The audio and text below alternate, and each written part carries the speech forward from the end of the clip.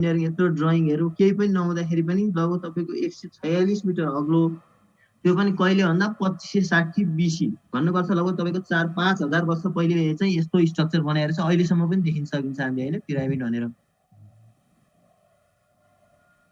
Building this pyramid in 20 years would involve installing approximately 800 tons of stone every day. 800 tons stone चाहिँ every day चाहिँ construction वर्कको लागि use गरिएछ भनेपछि कस्तो project रहेछ त्यो अहिले हामीले सम्झिँदाखेरि पनि हामीलाई अचम्म लाग्छ होइन। अहिले पनि यति बनाउन सकिँदैन होला जुन त्यो आजभन्दा 5000 वर्ष अगाडि कल्पना गरेर त्यस्तो प्रोजेक्ट सक्सेस गरेको रहेछ। Similarly, since it consists of an estimated 2.3 million blocks, completing the building in 20 years would involve moving an average of more than 12 of the blocks into the place each hour, day and night. होइन, दिनरात गर्दाखेरि पनि यति ब्लक्सहरू चाहिँ move भएको हुनुपर्ने रहेछ। त्यस्तै अर्को हामीले सुन्ने भनेको ग्रेट वाल अफ चाइना होइन, यो पनि एउटा विश्वको सातवटा आश्चर्य मध्ये भनेर हामीले पढेका छौँ। The Great Wall of China is the series of stone and earthen fortification in the northern China है। यो पनि अब एउटा आश्चर्य मध्ये छ हेर्नु त, यस्तो प्रोजेक्ट झन् नै चाइनाको वार पार नै गर्ने गरी चाहिँ यस्तो वालहरू चाहिँ बनाएको छ। यो पनि 7वटा आश्चर्य मध्येको एउटा हो। त्यस्तै अर्को छ, यो साउन्ड चाहिँ अफ गरिदिनु है, कसैको अन भएको रहेछ जस्तो। पानामा क्यानल भनेर चाहिँ अर्को 77 किलोमिटर, यो चाहिँ दुईटा महासागरलाई जोड्ने क्यानल। यो पनि 1904 देखि 1914 को बिचमा बनाएको हो होइन। यो पनि एउटा आश्चर्य मध्येकै 7 वन्डर्स अफ द मोडर्न वर्ल्डमा पर्छ यो पनि। त्यस्तै द च्यानल टनल भन्ने छ अर्को, यो चाहिँ नि इङ्ल्यान्ड, यो चाहिँ दुईटा देशको, यो फ्रान्स र इङ्ल्यान्डलाईको देशमा जोड्ने चाहिँ च्यानल, यो नि समुद्रमा बनाएको छ है। यी चाहिँ अब केही इक्जाम्पलहरू भयो ठुला प्रोजेक्ट भनेको। अब हामी यसको डिटेलमा त पढ्छौँ होइन, सानोदेखि सानो एउटा हामीले गर्ने थेसिस पनि एउटा प्रोजेक्ट नै हो, र एउटा ठुलो अब एउटा यत्रो दुईटा समुद्रलाई जोड्ने टनल पनि प्रोजेक्टै हो। प्रोजेक्टको पनि आफ्नो क्याटेगोरिजहरू हुन्छन्। अब तपाईँलाई मलाई चाहिँ मैले यो 3-4वटा नमुनाहरू देखाएँ, यो चाहिँ कति वर्ष लाएर कसरी बन्यो भन्ने एउटा रिफरेन्स हुनसक्छ तपाईँलाई। अब हामी मूल कोर्समा प्रवेश गरौँ। प्रोजेक्ट भनेर त हामीले जानी सुन्छौँ, हामीले प्रोजेक्ट वर्क भन्छौँ। अब तपाईँहरू पनि फाइनल इयर अहिले 3rd इयरमा हुनुहुँदो रहेछ, 3rd इयरको अन्तिममा एउटा प्रोजेक्ट वर्क हुन्छ होला होइन। त्यसैले प्रोजेक्ट भनेको के भन्ने हामीले जान्नु पर्यो। सुरुमा प्रोजेक्ट भनेको चाहिँ project is a temporary endeavour अन्डरटेकन। यहाँ हेर्नु है कतिवटा वर्ड छ है प्रोजेक्ट मिलाउने। प्रोजेक्ट भनेको चाहिँ temporary endeavour undertaken to create a unique product or service. It is specific, timely, usually multidisciplinary and always conflict ridden. Projects are parts of overall programs and may be broken down into tasks, sub-tasks and further if desired है। Project भन्ने एउटा word भित्र पहिलो एउटा कुरा आयो temporary इन्डेभियर है। भनेपछि यो चाहिँ जहिले पनि अस्थायी प्रकृतिको हुन्छ। कुनै पनि काम गर्नको लागि एउटा स्पेसिफिक गोल युज गरेर बनाएको हुन्छ र त्यो काम सिद्धिएपछि प्रोजेक्ट पनि सिद्धियो होइन। त्यो हुनाले यसको मेन पहिलो हाम्रो आयो टेम्पोररी इन्डेभियर। त्यसपछि undertaken to create a unique product or service. यो चाहिँ युनिक हुनुपर्छ। जस्तै हाम्रो एउटा स्पेसिफिक के कामको लागि भनेर बनाएको हुन्छ प्रोजेक्ट, त्यही काममा मात्रै केन्द्रित हुनु पर्यो भनेर युनिक। प्रोडक्ट अर सर्भिस भनेर त हामी बुझिहाल्छौँ कि हामीले त्यसको आउटपुट पाउन नि सक्छौँ। जस्तै अप्पर तामाकोसी हाइड्रो पावर भन्यो भने त्यसको प्रोडक्ट होइन।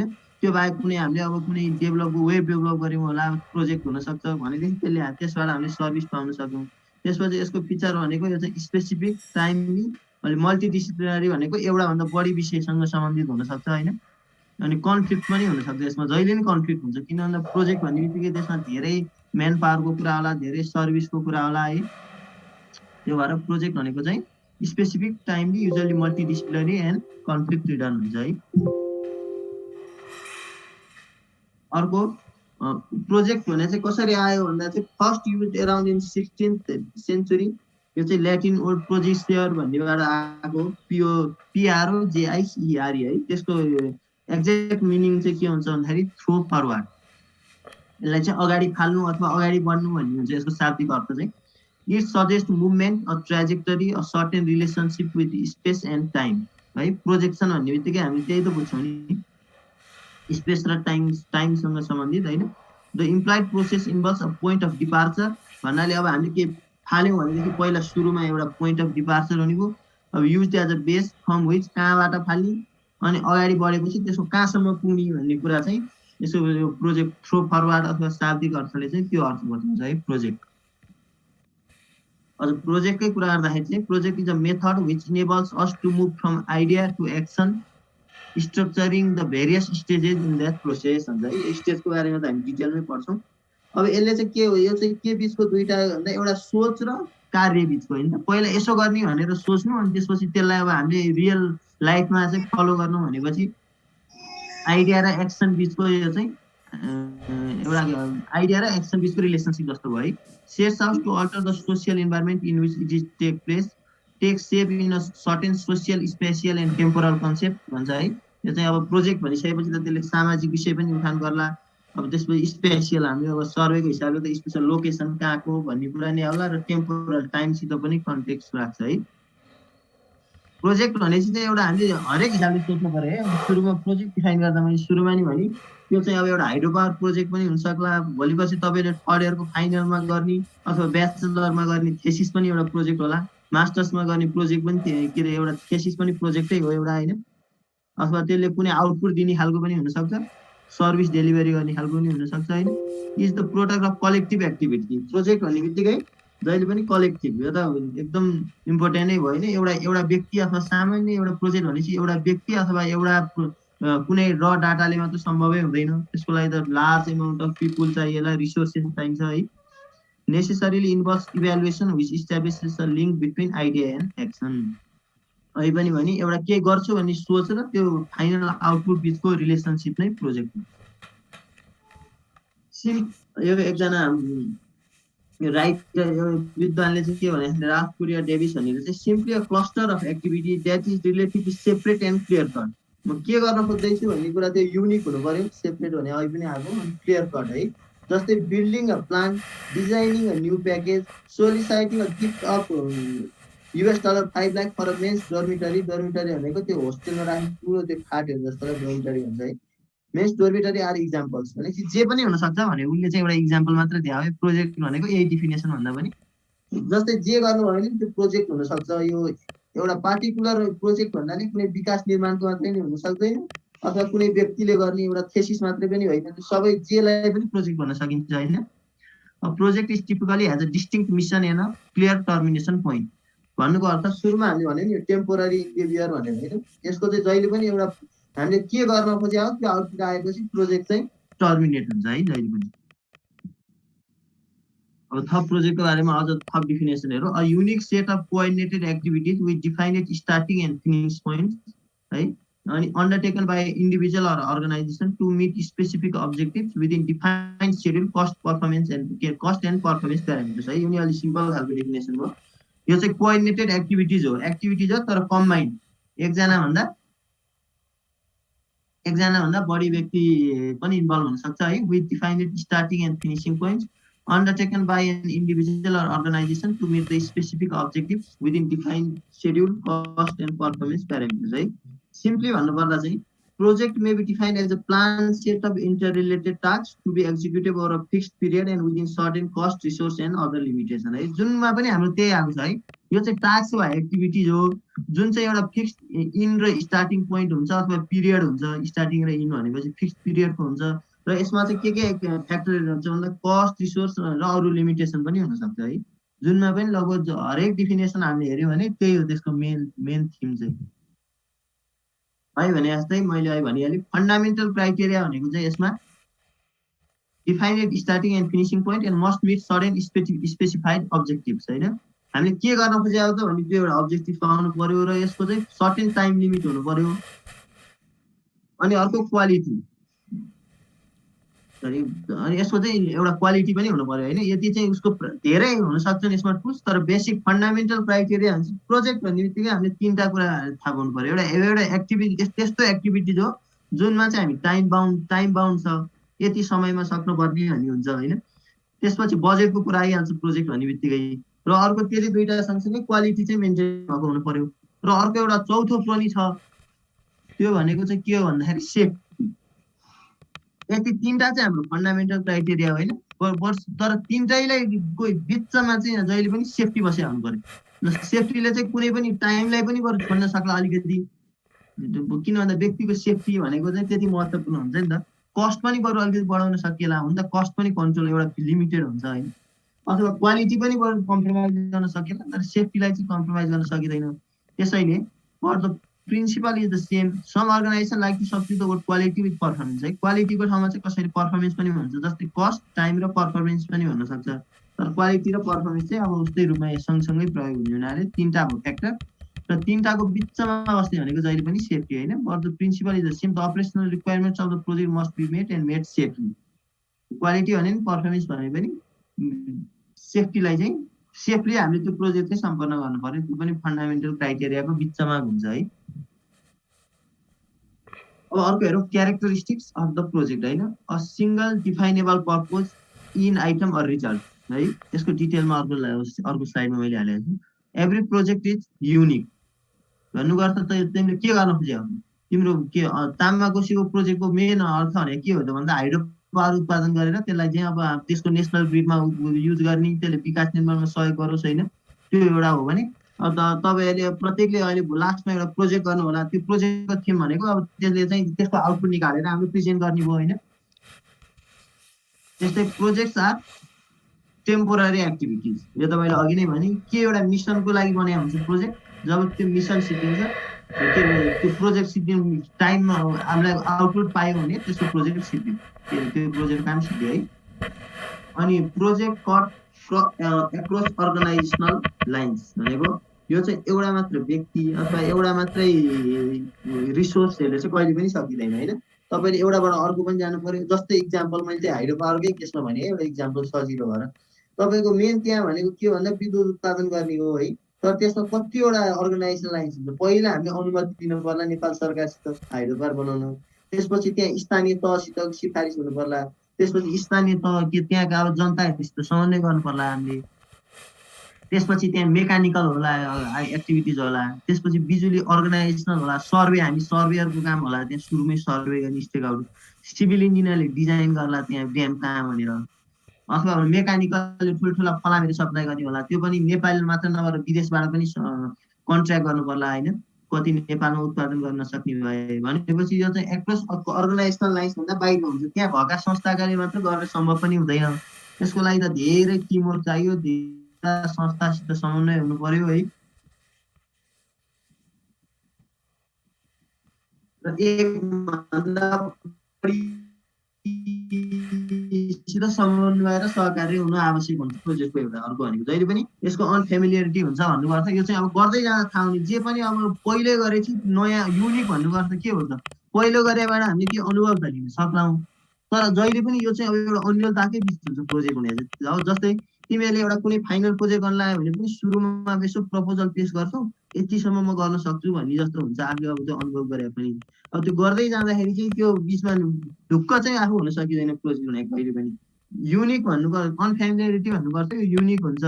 र यसको अब हाम्रो सोच आइडिया चाहिँ धेरै माथिसम्म हुन्छ, म यसो गर्छु यता जान्छु भन्ने, तर त्यो अन्तिममा हामी अब यस्तो फेमिलियर हुन चाहिँ सक्दैनौँ। फेमिलियर हुँदा प्रोजेक्ट सिद्धिन्छ, फेमिलियर हुँदा त्यसपछि अर्को प्रोजेक्ट आउँछ त्यो फेरि युनिक भइसक्छ है। सेम त्यस्तै खालको पाइन्छ भन्ने ठ्याक्कै 100% मिल्ने चाहिँ पाउन सकिँदैन है। त्यस्तै the organisation usually has something at stake when undertaking a project होइन। जहिले पनि एउटा स्टेक केही चाहिँ अब रिस्कमै अथवा भनौँ न यो पनि त्यही नै भन्नु खोजेको, केही चाहिँ उसले अब दाउमा राखेरै गरे हुनुपर्छ प्रोजेक्ट गर्दाखेरि भन्नु खोजेको छ। The organisation usually has something at stake when understanding project. दुईचोटि भएछ है, यो पछि मिलाइदिन्छु। एउटै कुरा दुईचोटि आएछ।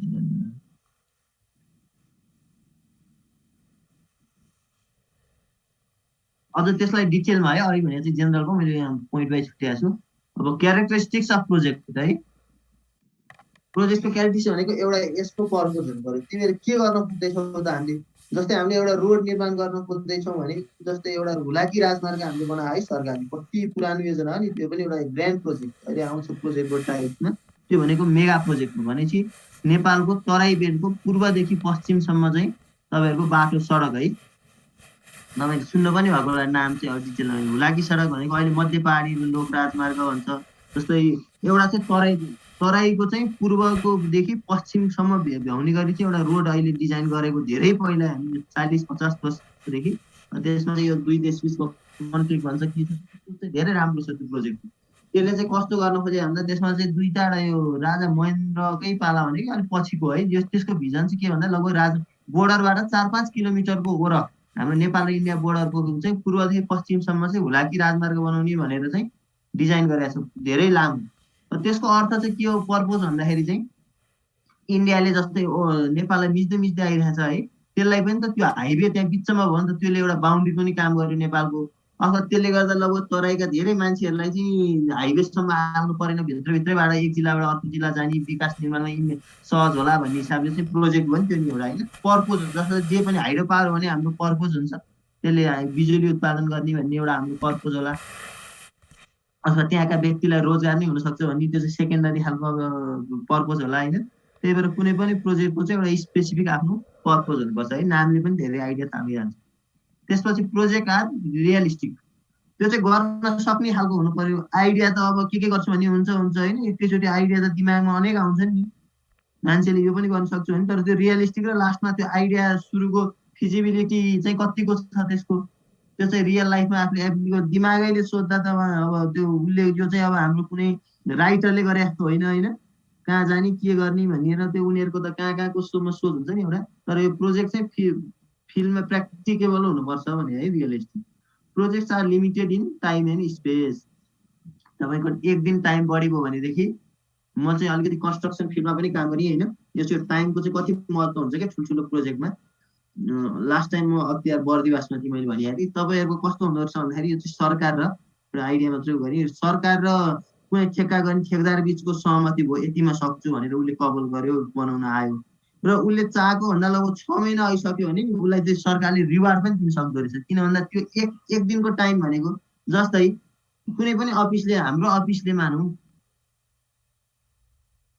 किन 30 मिनट 10 मिनटमा लाइसेन्स छैन त्यही भएर यो 40-40 मिनट यसमा त मैले चलाएको थिएँ है हुन्छ त्यसरी गयो भने नि हाम्रो अर्को फेरि सुरु गर्छौँ है हामी फेरि है हुन्छ सर हुन्छ त्यो भने हामी लाइसेन्स अस्तिकोमा थिएन कि मैले 2 घन्टा क्लास लिएर जुनियर के हुँदो रहेछ यसको पनि त ठिकै छ गयो भने समय त्यही बुझ्नु न फेरि हामी फेरि गर्छौँ भनेर है ओके। अनि जस्तै टाइमको कुरा मैले भनिहालेँ 2 वर्षको टाइम तोकिदिएको छ तपाईँलाई प्रोजेक्टमा तपाईँले 1.5 वर्षमा सक्नु भने सरकारले उसले रिवार्ड क्लेम गर्न सक्दो रहेछ र यदि 2 वर्षबाट एक दिन मात्र तपाईँको प्रोजेक्ट बढी गयो भने नि उसले चाहिँ हामीलाई अफिसलाई सरकारलाई चाहिँ दिनको 50,000 रुपियाँ प्रोजेक्टको फन्ड अनुसार 0.05 कति हुँदो रहेछ है अब त्यही काम गरिन्छ त्यो 50,000 रुपियाँ चाहिँ उसले सरकार व्यक्तिलाई तिर्नुपर्ने क्लेम गराउन सक्ने रहेछ क्या सरकारले जस्तै हाम्रो अफिसले भनौँ न यदि उसलाई चित्त बुझेन भनेदेखि एक दिनको भनौँ न एक दिनको 50,000 रुपियाँसम्म किन भन्दा कुरा कसरी पनि ठिक जस्तो लाग्यो। अब अहिले हाम्रो अफिस चाहिँ होइन हाम्रो भन्दा मेरो पहिला अफिस चाहिँ हामी लगभग 2 लाख रुपियाँ भाडा तिरेर बसेको थियौँ।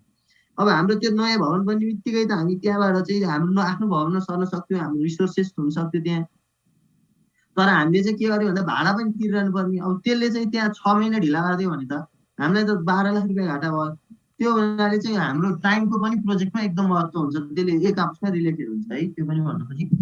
त्यसपछि प्रोजेक्ट्स आर कम्प्लेक्स यो भनेको चाहिँ किन भन्दा यसमा चाहिँ एकजना भन्दा बढी व्यक्ति म्यान पावर रिसोर्सेस र डाटा तपाईँले केही काम गर्नु पर्यो भने पैसित ल्याउनु पर्ला पैसित ल्याउनु पर्ला व्यक्ति पनि अब त्यहाँ लेम्यानदेखि अब जिएमई भनौँ न एउटा लेबरदेखि लिएर म्यानेजरियल लेभलसम्म चाहिएला स्यालेरी फरक होला उसको क्वालिफिकेसन फरक होला त्यो भएर यो चाहिँ आफैमा कम्प्लेक्स हुन्छ।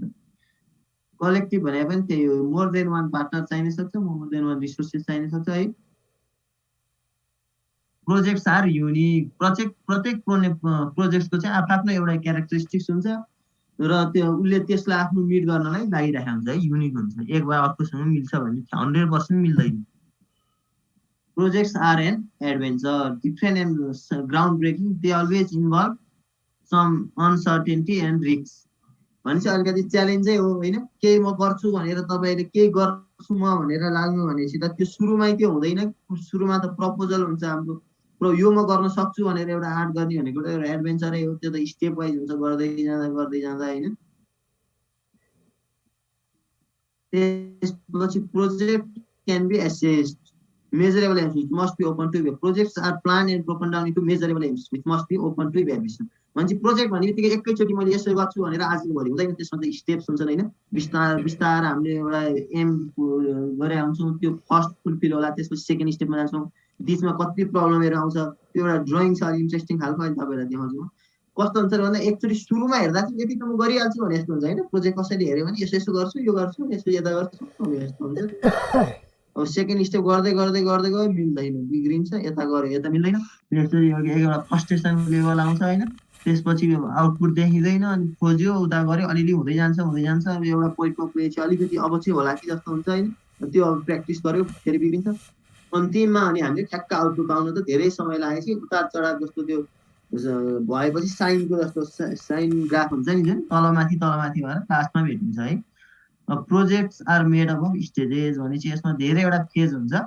त्यो पहिलो स्टेप सक्सेस भएपछि दोस्रो तेस्रो गर्दै गर्दै स्टेप बाई स्टेप हुन्छ है। यदि 9वटा चाहिँ यसको बेसिक क्यारेक्टरिस्टिक्स भयो है। अब इक्जाम्पल्स है, यो चाहिँ जे पनि हुनसक्छ है। प्रोजेक्ट भनेपछि एउटा सानो, मैले सुरुमा पनि भने कन्स्ट्रक्सन प्रोजेक्ट, ठुलो building, irrigation, road, hydro power पनि प्रोजेक्ट हुनसक्छ। Production of new project in market, research and development project हामीले गर्ने जस्तो होइन। डेभलपिङ न्यू इन्फर्मेसन सिस्टम, जस्तै तपाईँले कम्प्युटरमा केही एप बनाउनु भयो त्यो नि एउटा प्रोजेक्ट होला आफ्नो होइन, आफ्नो आवश्यकता अनुसारको। त्यसपछि बुक थेसिस राइट गर्ने पनि हाम्रो प्रोजेक्टै हो। प्रोजेक्ट भने चाहिँ अब हामीले एउटा कुनै फिजिकल प्रोजेक्ट पनि हुनसक्यो, त्यसपछि एउटा कुनै अब स्कलर प्रोजेक्ट पनि हुनसक्यो, इन्फर्मेसन सिस्टम प्रोजेक्ट पनि हुनसक्यो है। एउटै तरिकाको हुँदैन है। मानौ यो पनि एउटा प्रोजेक्ट है, मैले इक्जाम्पलको रूपमा राखेँ यसलाई। नेम चाहिँ emergency flood damage rehabilitation project है। यो चाहिँ एउटा मानौ चाहिँ कसैले विदेशीले डोनेसन, यो प्रोजेक्टको नाम चाहिँ इक्जाम्पलको रूपमा मात्रै दिन खोजेँ। अनि प्रोजेक्ट ड्युरेसन भनेको 2008 देखि 11 रहेछ। फन्डिङ भनेको यो चाहिँ एडिबी र गभर्मेन्ट अफ नेपालको रहेछ। यसको चाहिँ जम्मा फन्ड पैसा चाहिँ कति रहेछ भन्दाखेरि $32 मिलियन है, 32 लाख। त्यसपछि के अरे 3 करोड 32 × 10 भयो होइन। अब्जेक्टिभ भने चाहिँ immediate relief and rehabilitation of flood affected people and structure है। यसको मेन उद्देश्य हुनु पर्यो, अहिले हामीले भनेको थियो नि, यसको चाहिँ एउटा ड्युरेसन हुनु पर्यो, टाइम। प्रोजेक्ट 3 वर्षको रहेछ, एउटा कति समयको हुनु पर्यो, फन्डिङ कहाँबाट आएको र पैसा बजेटको कुरा आयो। अब्जेक्टिभ भनेको के हो, immediate relief and rehabilitation of the flood affected people and structures होइन। कम्पोनेन्ट्स के हुनसक्छ त्यसलाई अब हामीले के अरे भन्दाखेरि agriculture, irrigation, water supply and roads, यति यति क्षेत्रमा उसले कम्पोनेन्ट्स लगानी गर्ने भन्ने कुरा भयो। त्यो अब त्यहाँको अब रिहेबिलिटेसन प्रोजेक्ट अन्तर्गत एक्टिभिटिज भने के छ भन्दा distribution of agri inputs, design and construction, procurements भनेको चाहिँ सामानहरूलाई प्रोक्युरमेन्ट हुन्छ है। कि सामान खरिद गर्ने विषय, सेवा खरिद गर्ने विषय, जे पनि प्रोक्युरमेन्ट हुन्छ है यो। अनि रिपोर्ट्स भनेको चाहिँ कहिले कहिले दिनुपर्छ भन्दा monthly, trimester, yearly and completion, अन्तिममा सिद्धेपछि होइन त। यसरी प्रोजेक्टको चाहिँ एउटा स्पेसिफिक एउटा डिजाइन, एउटा स्पेसिफिक चाहिँ सबै हुनुपर्छ, के को लागि के उद्देश्य, के नाम, प्रोजेक्टको ड्युरेसन है, सबै हुनुपर्छ। एउटा इक्जाम्पल मात्रै भयो। अब यो चाहिँ यसको चाहिँ डिटेलमा चाहिँ जानु परेन, एउटा आइडिया तपाईँलाई होस् भनेर मैले धेरैवटा क्लासिफिकेसनको राखिदिएको छु होइन।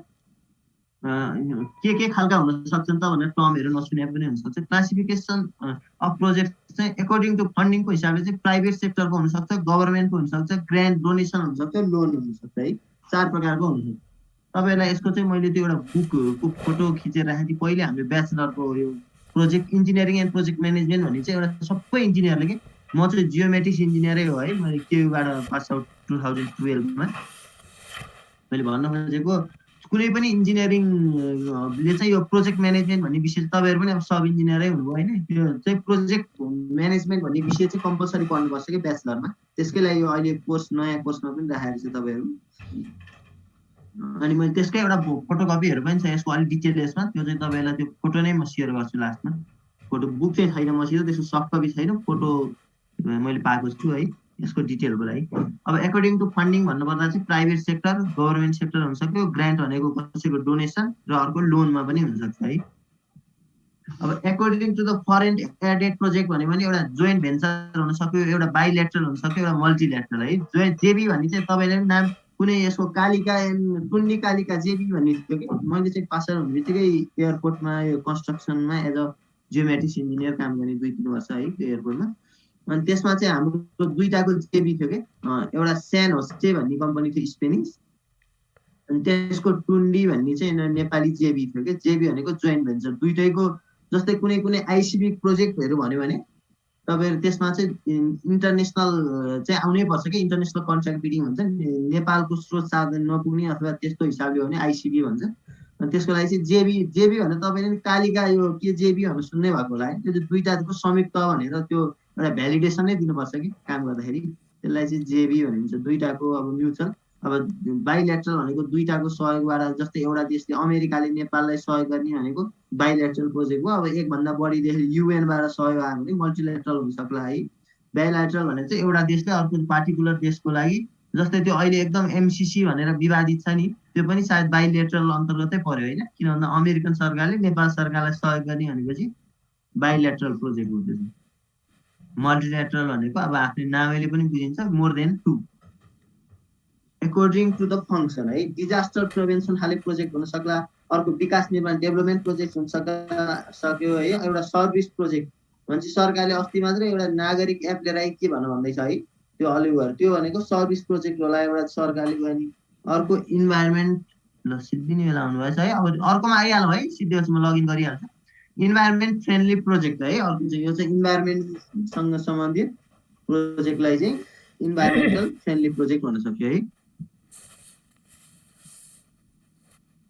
अर्को चाहिँ according to the technique labour intensive project र क्यापिटल इन्टेन्सिभ प्रोजेक्ट भन्यो भने है यो चाहिँ लेबर इन्टेन्सिभ भनेको चाहिँ मेन यसमा फोकस पर्सनलाई दियो जस्तै धेरै मान्छेले रोजगार पाउने हिसाबको प्रोजेक्ट भयो भने लेबर्सको इन्टेन्सिभ भयो यसको डिफरेन्स पनि त्यहाँ म तपाईँलाई दिन्छु पछि क्यापिटल इन्टेन्सिभ प्रोजेक्ट भन्यो भने चाहिँ यसमा चाहिँ रकम पैसासित फन्डिङसित रिलेटेड हो भने क्यापिटल इन्टेन्सिभ प्रोजेक्ट है अर्को according to the orientation product oriented कि प्रोसेस ओरिएन्टेड होइन यसो उत्पादनमुखी भन्ने कि अब प्रक्रियामुखी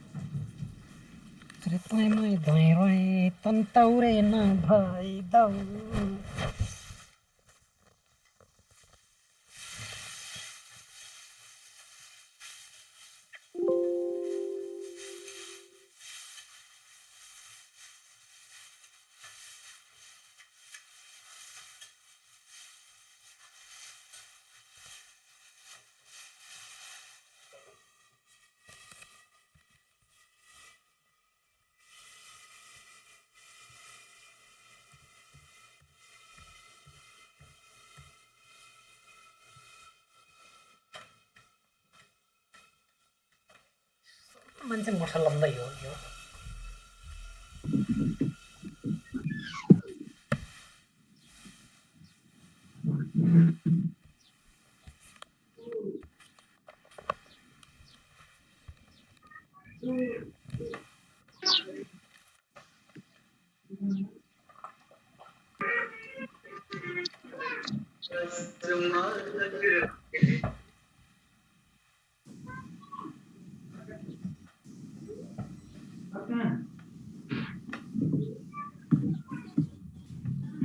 तीसजना हुनुभयो है अहिले कति 37 जना जति हुन्थ्यो होला एकछिन हेरौँ 2 मिनेट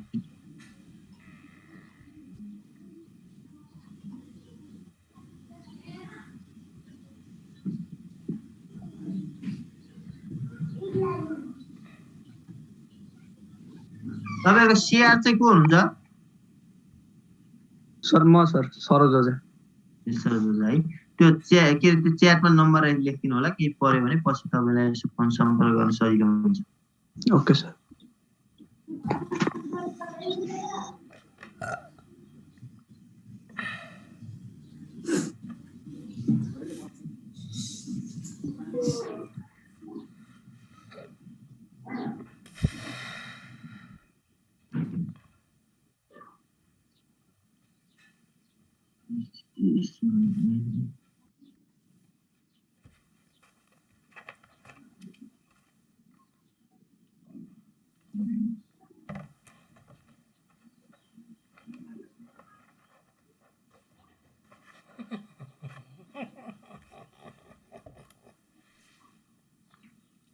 सुत्त चरी मजाले सुत्त तिमी गुरगुर्ती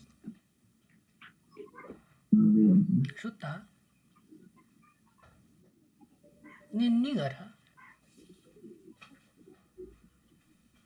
अर्को चाहिँ according to the scale and size है।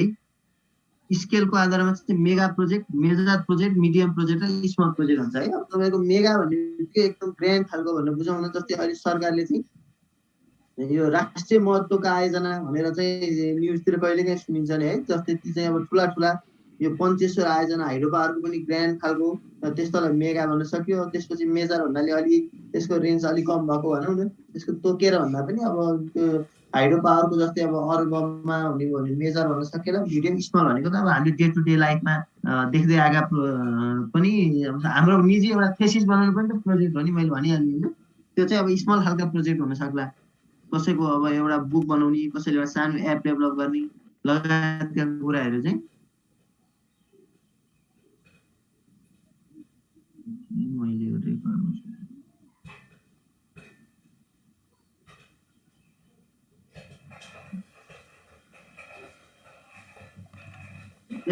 त्यही मेगा भनेको एकदम ग्रान्ड खालको सरकारले राष्ट्रिय योजना भनेका योजना हुन सक्ला। अब मेजर, मिडियम त्यही स्केल गर्दै गएर अब आफ्नो निजी एउटा सानो प्रोजेक्ट हो भने स्मल भयो है। त्यसपछि classification of project according to the nature है। Simple, complex, innovative. सामान्य खालको सिम्पल भने बुझिहालिन्छ, कम्प्लेक्स इनोभेटिभ भने कोही टेक्निकल आइडिया भएको नयाँ डिजाइन गर्यो भने इनोभेटिभ होला। त्यसपछि टाइम फ्रेमको आधारमा नर्मल, क्र्यास। क्र्यास भनेको चाहिँ कस्तो भन्दाखेरि इमर्जेन्सी भनेको कुनै, नर्मल भनेको बुझिहाल्यो है नर्मल।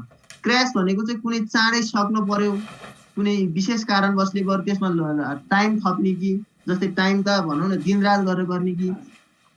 क्र्यास भनेको चाहिँ त्यस्तो हुन्छ कि अब यो प्रोजेक्ट म्यानेजमेन्टमा यस्तो चेलै हुँदो रहेछ है, हामी त्यति डिपमा जाँदैन। अनि क्र्यास भनेको जस्तै तपाईँले कुनै चाहिँ 3 महिनामा सक्नुपर्ने, अब केही कारणले त्यो रिसोर्सहरू अन्त लानु पर्ने भयो भने 2 महिनामा कसरी सक्ने। अब 100 जना लेबर थियो भने 200 जना लेबर ल्याउने हो कि, अथवा दिन रात नाइट 2 सिफ्टमा काम गर्ने हो कि, टाइपलाई चाहिँ क्र्यास भनिन्छ है। अब इमर्जेन्सी भनेर त बुझिहालिन्छ, अब कहीँ भैँचालो गयो, कुनै अर्जेन्ट केही पऱ्यो भने तत्काल तिनीहरूलाई राहत व्यवस्था गर्नुपर्छ होला सरकारले। अथवा अहिले कोभिडको प्रोसेसमा कुनै नयाँ नयाँ कुनै सरकारले निकाल्ने अवस्था हुन्छ नि, अब जस्तै कुनै हस्पिटल तत्काल गर्नु पर्यो, त्यहाँ अब कुनै त्यसको लागि कुनै प्रोजेक्ट गर्नु पर्यो, कुनै गर्नु पर्यो भने त्यो इमर्जेन्सी प्रोजेक्ट भयो है। इनोभेटिभ भनेको भन्नु त फेरि एकचोटि। सर धेरै छिटो छिटो भइरहेछ क्या आज। ए हो र है, म ठिक छ। मैले त यो सिम्पल टर्महरू मात्रै भनेर मैले अलि स्लो गरेँ है, मेन त्यसको डिस्क्राइब चार्टहरू भयो भने यो चाहिँ क्लासिफिकेसनहरू चाहिँ त्यति मेन हाम्रो भित्र नगएर नि मैले अलिक फास्ट गरेँ है। तै पनि म त अलिक फास्ट भएको भए म स्लो नै गर्छु है। त्यसको सिम्पल, कम्प्लेक्स र इनोभेटिभ होइन। इनोभेटिभ भनेको त कुनै इनोभेटिभ आइडिया भन्छ नि, जस्तै यो नेचरको हिसाबले चाहिँ कुनै तपाईँले अब कुनै नयाँ डिजाइन, कुनै एउटा एप यसो म डेभलप गर्छु भनौँ न, त्यो चाहिँ अब युजरलाई हुने खालको गरी कुनै नयाँ डिजाइन गर्छु भन्ने खालको हो भने चाहिँ इनोभेटिभ हो क्या।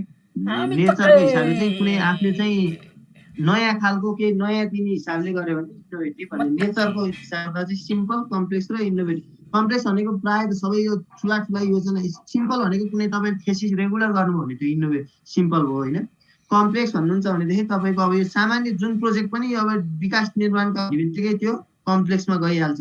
त्यसमा त हामीले धेरै तपाईँहरूको मेन पावर, मैले भनिहालेँ, धेरै मेन पावर, धेरै अब र डाटा आउटपुट भयो भने त्यो कम्प्लेक्स भयो। इनोभेटिभ भनेको चाहिँ केही नयाँ दिन खोज्ने भनौँ, त्यो चाहिँ कम्प्लेक्स भन्दा नि केही नयाँ आइडिया निकाल्ने, कुनै नयाँ इनोभेसन भन्छ नि, त्यस्तो खालको प्रोजेक्टलाई चाहिँ इनोभेटिभ भन्न सक्यो। कम लगानी नि हुनसक्छ, धेरै म्यान पावर नहुनसक्छ, तर भइरहेको भन्दा केही नयाँ आफूले नयाँपन अथवा नयाँ डेभलप गर्यो भने त्यो इनोभेटिभ खालको भयो कि। जस्तै अहिले इक्जाम्पलमा भनौँ न, त्यो नागरिक भन्ने एपमा चाहिँ अब यहीँबाट धेरै कम्प्लेक्स पनि होइन नि त्यो प्रोजेक्ट त। जस्तै तर त्यसबाट चाहिँ अब अहिले चाहिँ के गर्ने भन्दाखेरि ब्याङ्कको खातै खोल्न मिल्ने, अथवा एउटै हाम्रो कस्तो खाले एप अहिले डेभलप गरेको छ तपाईँले डाउनलोड गर्नु भएन, त्यसमा चाहिँ एउटै एपबाट तपाईँले आफ्नो भएको सबै डकुमेन्ट, नागरिकता पनि त्यहीँ पाउँछ अरे। यदि सरकारी कर्मचारी भयो भने तपाईँले सञ्चय कोषको डकुमेन्ट पनि त्यहीँबाट तपाईँले युजर नेम आइडी हालेर नागरिक एप भन्ने थियो, तर धेरै नम्बर चाहिँ दिएन त्यहाँ। किन हो, सरकारले एकचोटि खुब प्रचार गरेर बनाएको प्रोजेक्ट हो त्यो होइन। अनि बिचमा फेरि हिजो मात्रै पनि मैले न्युजमा कता सुनेको थिएँ, अनि त्यसमा डेभलप गरेर त्यो प्रधानमन्त्रीले चाहिँ के गरेर नयाँ उद्घाटन गरे, नयाँ 80वटा के थप्यो भनेर आएको थियो कि। त्यस्ता खालका भनेको चाहिँ त्यसले चाहिँ अलिकति ठुलो कम्प्लेक्स पनि भएन धेरै। जस्तै अब मेलम्ची भनेको कम्प्लेक्स प्रोजेक्ट होला होइन। अब थेसिस चाहिँ कुनै मैले भने सिम्पल भनेको कुनै थेसिसहरू यताउता भयो भने सिम्पल प्रोजेक्ट होला। अब इनोभेटिभ भनेको चाहिँ अलिकति नयाँ खालको, अलिकति भइरहेको भन्दा ट्रेन्ड चेन्ज गर्ने खालकोलाई इनोभेटिभ भने होइन।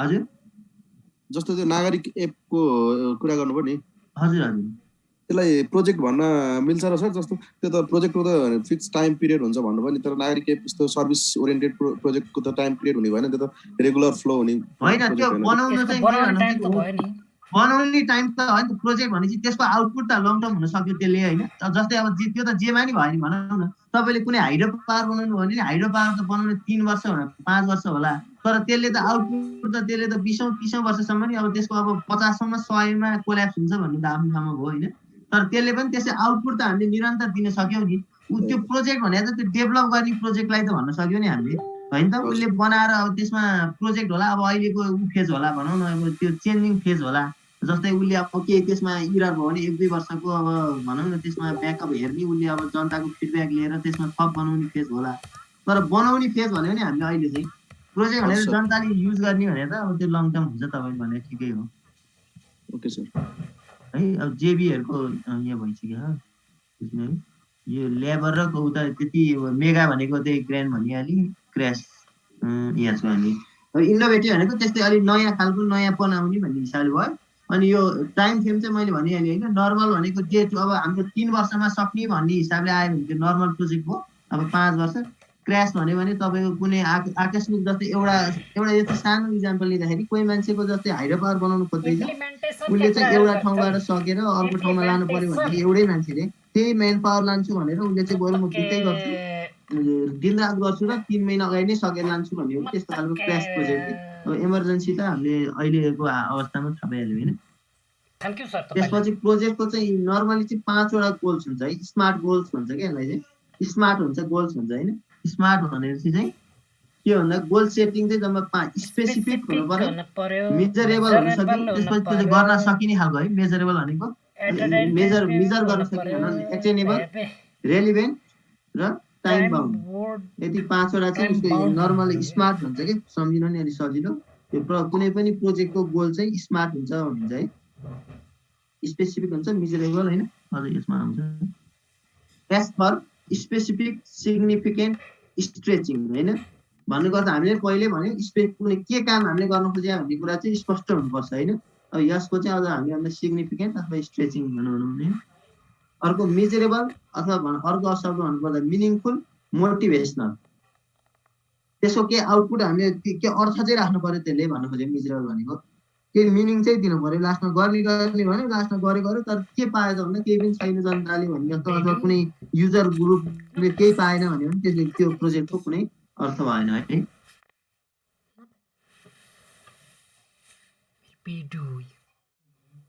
रेकर्ड भएर रहन्छ है यसको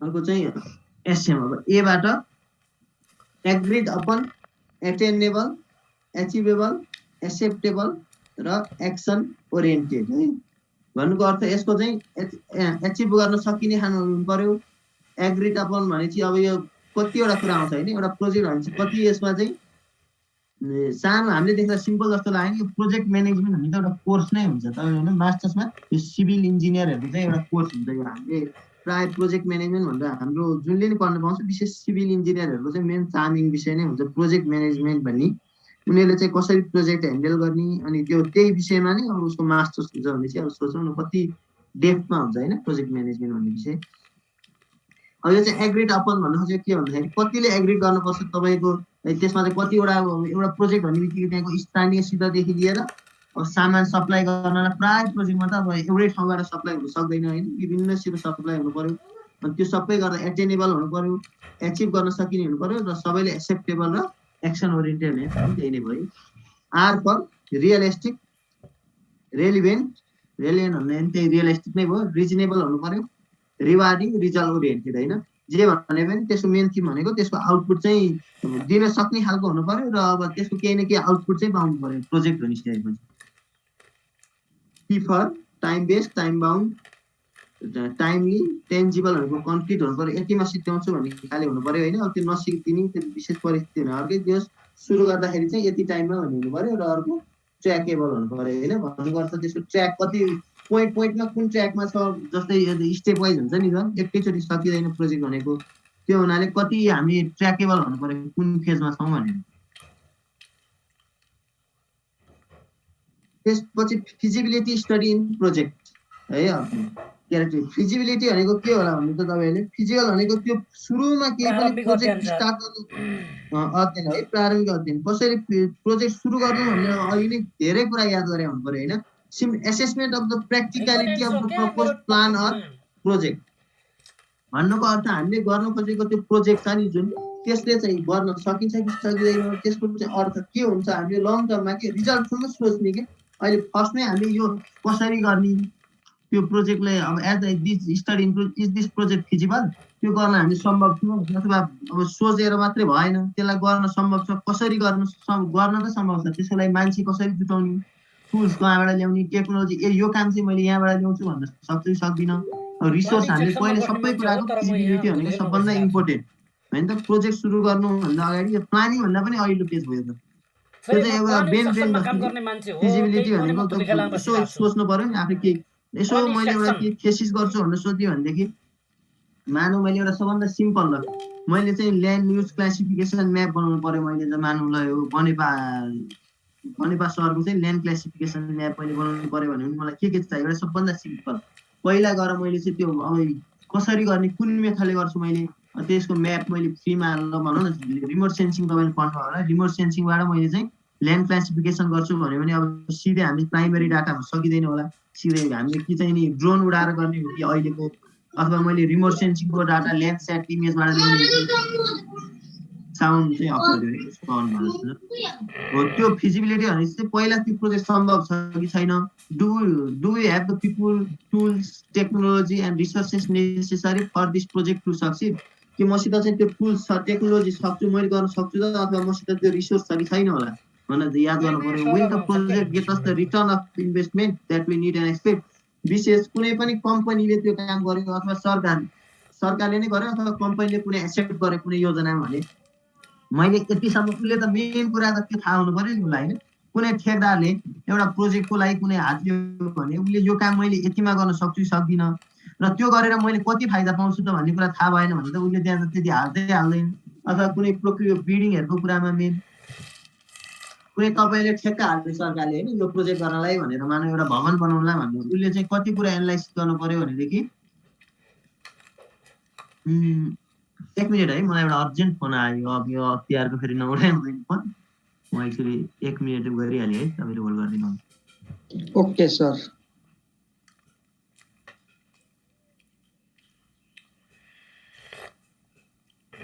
हेलो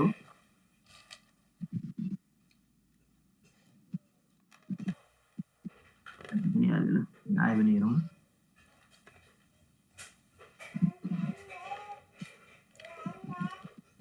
त्यसपछि हामीसित चाहिँ त्यो त्यही कुरा पहिला है, हामीसित do you have the peoples tools technology resources for this project to succeed, हामीले चाहिँ त्यो गर्न सक्छ कि सक्दैन भनेर यो चाहिँ विशेष म्यानेजरको अथवा यो अब टप लेभलहरूले चाहिँ गर्ने कुरा हो होइन।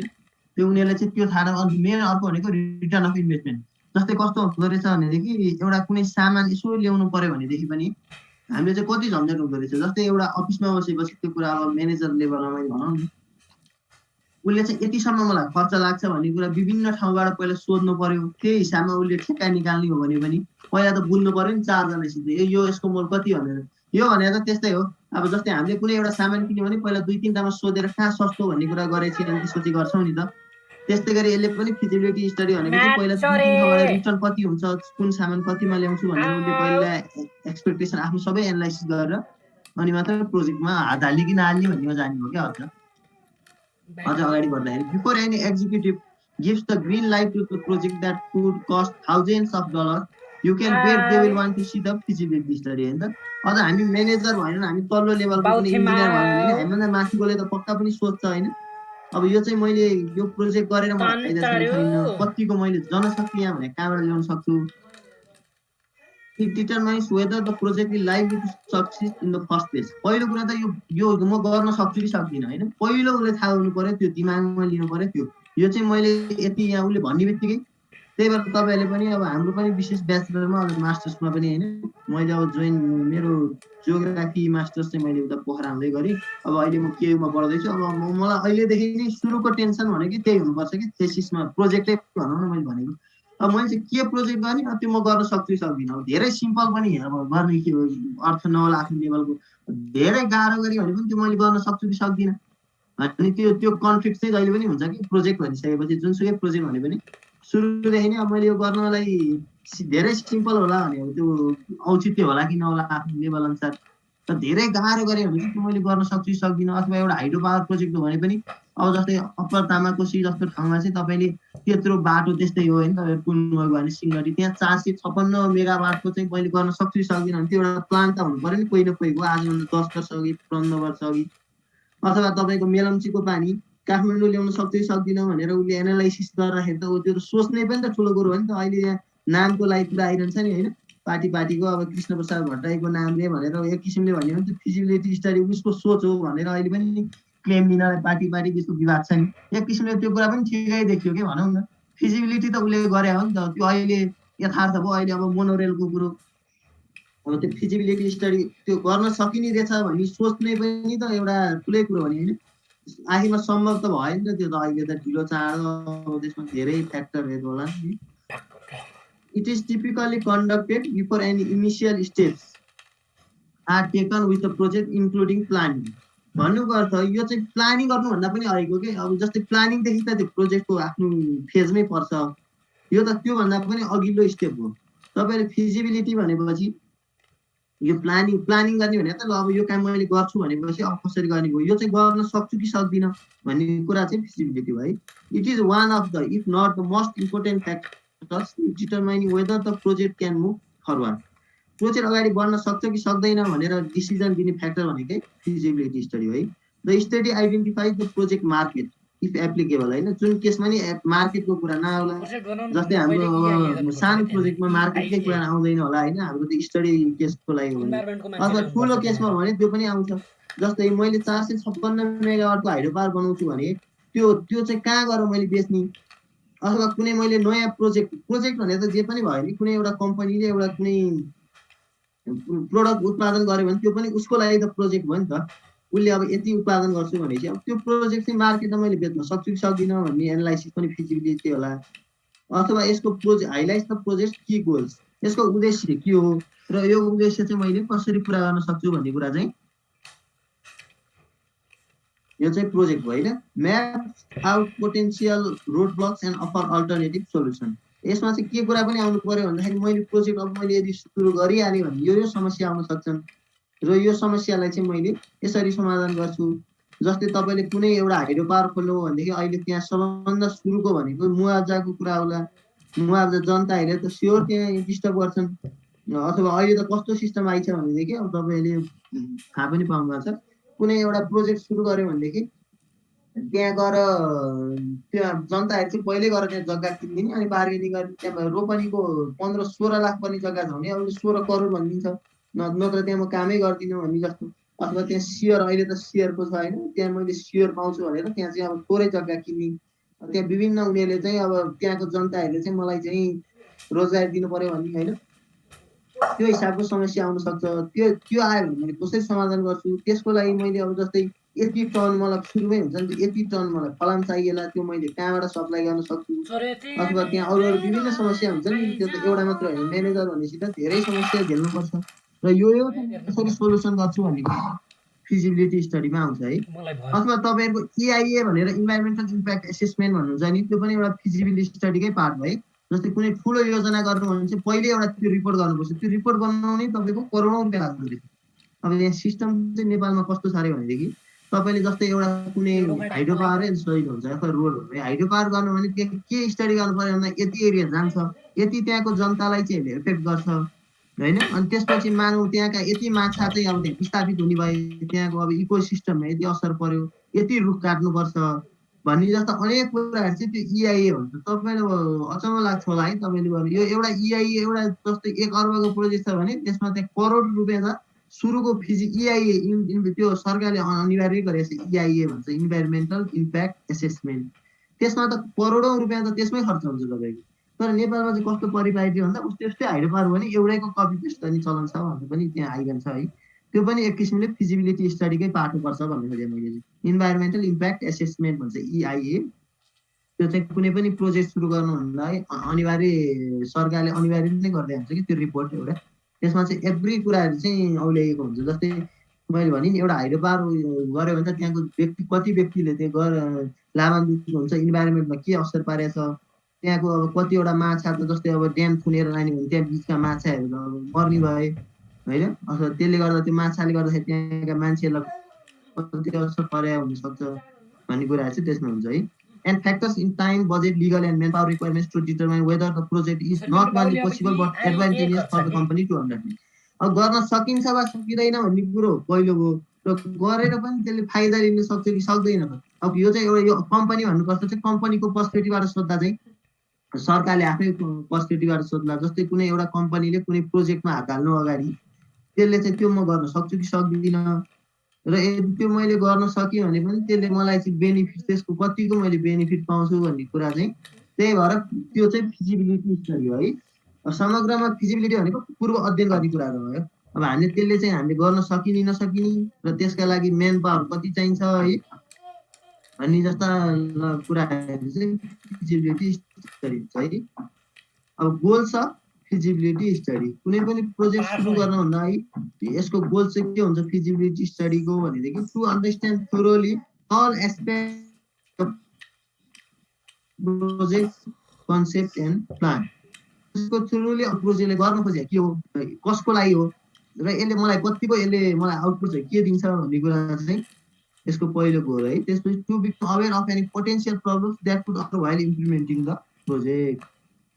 यदि मैले यो प्रोजेक्ट सुरु त गरिहालेँ भनेदेखि यदि यसले चाहिँ मेरो बाटो जस्तै कुनै रोडको छ भने त्यसले फेरि पहिरो गरेर त्यसले असर गर्दैन कि, जस्तो मैले गर्दा गर्दै त्यहाँ चाहिँ मैले अर्को वाल उठाउनु पर्छ कि होइन। अब जस्तै भनौँ न यो मुङ्लिङदेखि चितवनको त्यो सडक खण्डमा त्यसमा कति पहिरो होइन, त्यो प्रोजेक्टले चाहिँ त्यो कुरा पहिला एनालाइसिस गरे हुनु पऱ्यो कि। अन्त काम गरे फेरि पहिरो जान्छ, फेरि काम गऱ्यो फेरि पहिरो जान्छ होइन, काम त डिस्टर्ब भइरहन्छ। अथवा त्यही केसमा हेऱ्यो भने हाम्रो गाडी कति चल्छ, त्यहाँ मैले दिउँसो गाडी चल्ने भए राति गर्ने कि। मैले एउटा चाहिँ यो एयरपोर्ट इन्हान्समेन्ट प्रोजेक्ट भन्नेमा काम गरेँ होइन, त्यहाँ चाहिँ हाम्रो उद्देश्य चाहिँ के भन्दाखेरि रनवेलाई चाहिँ एक्सटेन्सन गर्ने प्रोजेक्ट थियो 300 मिटर। जस्तै तपाईँको अहिले तपाईँले याद गर्नुभयो भने एयरपोर्टदेखि अगाडिपट्टि चाहिँ तपाईँको बाटो विस्तार भएको छ, अहिले रोड पनि अलिकति बढिया छ, त्यो लाइनसम्म 3 किलोमिटर हो क्या एक्ज्याक्ट हाम्रो नेपालको इन्टरनेसनल एयरपोर्टको लम्बाइ। अनि हाम्रो चाहिँ त्यसमा चाहिँ 300 मिटर अहिले एक्सटेन्ड गरेँ यता कोटेश्वर साइडपट्टि है। अब त्यो प्रोजेक्ट पनि मैले त्यसमा लगभग 3.5 वर्ष जस्तै इन्भल्भ भएँ है। त्यसमा पनि हाम्रो के हुन्थ्यो भनेदेखि राति हामी जानुपर्ने 12 बजी, किन भन्दाखेरि त्यहाँ चाहिँ 12 बजेपछि प्लेन 12 बजीदेखि 5 बजीसम्म प्लेन उड्दैन थियो। त्यो टाइममा चाहिँ हामीले सर्वे गरेर त्यहाँको सबै सर्वे गर्ने, जस्तै त्यहाँ डिजाइन अनुसारको हामीले स्टेक आउट गर्ने लगायतको काम गर्थ्यौँ कि। त्यो पनि एक किसिमको चाहिँ त्यहाँ हामीले प्लानिङमा हुनु पऱ्यो नि फिजिबिलिटी। जस्तै यति काम प्लेन यति चाहिँ दिनभरि मैले यो काम गर्न सक्छु, राति गर्नुपर्छ, त्यसको लागि मलाई यस्तो मेन पावर चाहिन्छ भन्ने कुराहरू त्यो पनि फिजिबिलिटी स्टडीले नै थाहा पाउनु पऱ्यो सुरुमै। To determine if after considering all significant factors the project is viable, that is worth undertaking. सबै एनालाइसिस गरेपछि अब यसले दिन खोजेको आउटपुट पनि होइन, त्यसपछि अरू हाम्रो हुन्छ नि त्यसले अब हामीलाई लास्टमा सबै एनालाइसिस गरेर यो ठिक छ भनेपछि ल अब हामी प्रोजेक्टमा गयौँ भनेर अनि हामीले प्रोजेक्ट सुरु गर्छौँ है। Key points of a feasibility study भन्छ। यो प्रोजेक्ट सुरु गर्नुभन्दा अघि नै हामीले के पोइन्ट्समा चाहिँ याद गर्नुपर्छ भन्दा टेक्निकल क्यापेबिलिटी एउटा है। Does the organisation have the technical resources to undertake the project भन्नुको अर्थ के मैले अब यो मेरो कम्पनीले चाहिँ मैले अथवा मैले चाहिँ गर्न खोजेको टेक्निकल रिसोर्स मसित पुग्छ त, यतिजना भएर चाहिँ यत्रो काम मैले गर्न सक्छु त, अथवा यति मैले थप्नुपर्छ कि भन्ने भयो। अर्को budget, does the organisation have financial resources to undertake the project and is the cost benefit analysis sufficient to warrant moving forward. यसमा लाग्ने खर्च र यसबाट मैले पाउने फाइदा चाहिँ यसको म्याच गर्छ त यतिले भन्ने कुरा चाहिँ याद गर्नु पर्यो होइन। जस्तै अब मैले यदि यहाँ काठमाडौँमा रेल मैले लिएर आएँ भने सरकारको हिसाबमा यसले चाहिँ यति मान्छे आउँछन्, यति मैले बेनिफिट लिन सक्छु भन्ने कुरा चाहिँ उसले एनालाइसिस गर्नु पर्यो नि त फिजिबिलिटी स्टडीमै। जस्तै यहाँबाट लाने यति गर्दाखेरि चाहिँ यति जनशक्ति होला। जस्तै अब अहिले फास्ट ट्र्याकमा पनि यति गाडी चल्छन् लगभग होइन, त्यहाँ त पैसै लिने पनि सरकारले कुरो त्यो एउटा विदेशी कम्पनीलाई दिएर उनीहरू यति वर्षसम्म चाहिँ कर लिने भन्ने जस्तो पनि कुरा आएको थियो होइन। बाइक कुदेको अथवा गाडी कुदेको 1-2 घन्टामा पुगिन्छ, बरु 100 रुपियाँ राजस्व नै तिरेर पनि मान्छेले अथवा सरकारलाई कर तिरेर पनि जान्छन् कि भन्ने जस्तो पनि थियो नि त। त्यसरी उसले चाहिँ त्यो एनालाइसिस गर्नु पर्यो। अर्को भनेको legality, what are the legal requirements of the project and the can the business meet them भन्यो होइन। यो पनि लिगल फ्याक्टर पनि याद गर्नु पर्यो। त्यसपछि risk, what is the risk associated with the undertaking this project, यो त एकदम इम्पोर्टेन्ट नै भयो होइन। प्रोजेक्टको चाहिँ के छ त रिस्क, यसले चाहिँ हाम्रो रिस्क कभर गर्न सक्छ कि सक्दैन होइन। Is the risk worth while to the company based on the perceive benefit, भनेपछि मैले हात त हालिहालेँ, बिचमा मैले चाहिँ गर्न सक्छु, हाम्रो ठ्याक्कै मिल्यो है। मैले यहाँ भनेको मेरो कम्पनी मैले त 2 वर्षमा छोडिएँ है, त्यो कम्पनी पनि लास्टमा यति विवाद भयो कि दुईटा बिचमा भूकम्प पनि गयो, अनि उसले चाहिँ त्यो कुरै मिलेन सरकारसित, नेपाल सरकारसित अथवा सिआइए भन्छ नि नागरिक उड्डयन प्राधिकरणसित कुरै मिलेन उनीहरूको। अब उसले चाहिँ अब फाइदा पाइन, उसले पनि त्यही कुरा भयो कि भूकम्प भयो, नाकाबन्दी भयो, त्यसपछि मैले चाहिँ सोचेको आउटपुट पाउन सकिनँ भन्छ। अब त्यसमा बिचमा विवाद भयो, ल अब यो त्यसपछि उनीहरूले टर्मिनेट गरिदियो सरकारले प्रोजेक्ट, मैले चाहिँ छोडिसकेको थिएँ, पछि टर्मिनेट गरिदियो। लगभग मैले छोडेको 1 वर्षपछि 2016 तिर टर्मिनेट गरेर फेरि जेबी, अहिले टुन्डी र कालिकाको जेबी जोइन्ट भेन्चर के दुईटा कम्पनी, एक क्लासका कम्पनीहरू हुन् टुन्डी र कालिका भनेका, दुईटालाई चाहिँ जेबी संयुक्त रूपमा चाहिँ काम गर्न भनेर चाहिँ दिएर उनीहरूले अहिले रनवे एक्सटेन्सन पनि 2-3 महिना अघि मात्रै गर्यो क्यारे भनेर भन्थ्यो। त्यहाँ एकजना दाइले फेसबुकतिर गर्दा हाल्दै हुनुहुन्थ्यो होइन। भन्नुको अर्थ रिस्क चाहिँ मैले चाहिँ रिस्क कभर गरेन, मैले सुरुमा गरेको चाहिँ कभर गर्नुपर्छ भनेर मुद्दा हालेँ, इन्टरनेसनल अदालतमै गएको भन्ने सुनेको थिएँ मैले थाहा पाइनँ, त्यो चाहिँ पछि है फलो गरिनँ। त्यही भएर रिस्क चाहिँ छ त यसको बेनिफिटसित चाहिँ कतिको अब आफ्नो कस्टको मिल्छ भन्ने हेर्नु पर्यो। अर्को operational feasibility, does the project in its proposed scope meet the organisational needs by solving problems and taking advantage of the identified opportunity भन्छ होइन।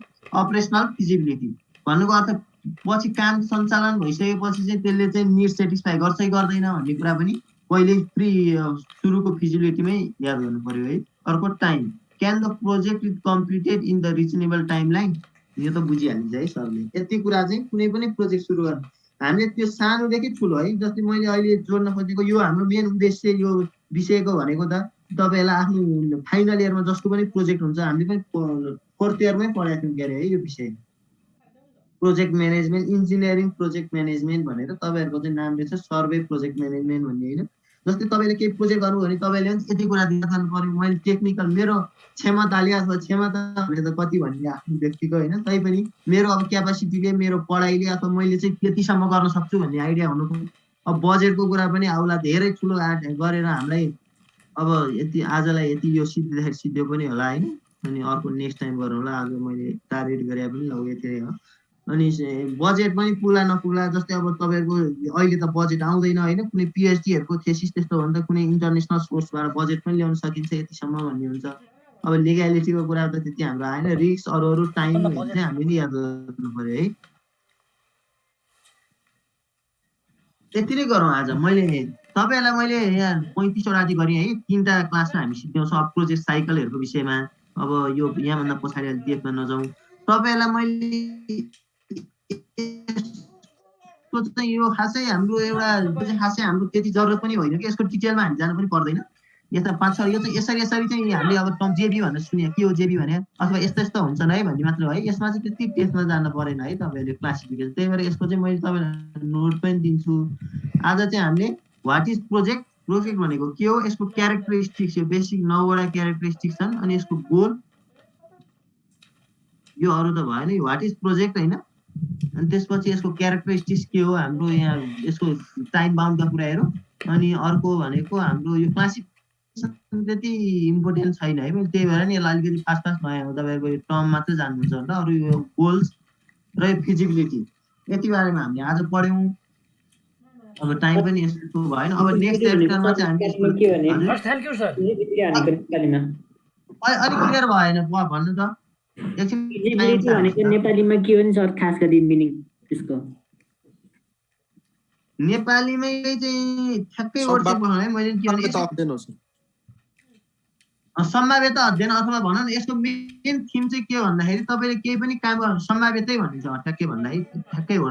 सम्भाव्यता अध्ययन भन्नुको अर्थ चाहिँ तपाईँले कुनै पनि काम गर्नुभयो भने यसको मिनिङ चाहिँ है सम्भाव्यता अध्ययनै भन्छ यसलाई नेपालीमा चाहिँ। फिजिबिलिटी स्टडी भनेको चाहिँ तपाईँले केही काम गर्नु, जस्तै मानौँ न तपाईँले एउटा कुनै थेसिस एउटा मैले भने नि कुनै एउटा काम सुरु गर्न लाग्नु थेसिसै अथवा ल कुनै एउटा रोड कन्स्ट्रक्सन गर्न थाल्नु भने सरकारले चाहिँ के कुरा याद गर्नु पर्यो भनेदेखि यो चाहिँ रोड मैले कताबाट यो रोडको उद्देश्य के हो त जस्तै अब यो बिपी हाइवे बन्यो नि त्यसको उद्देश्य के हो यसले कतिको असर यसले चाहिँ जनताहरूलाई कति जनतालाई फाइदा पुऱ्याउँछ यसको बजेट कति हो भनी सबै कुरा के कुनै यो प्रोजेक्ट मैले गर्नु अघि यसले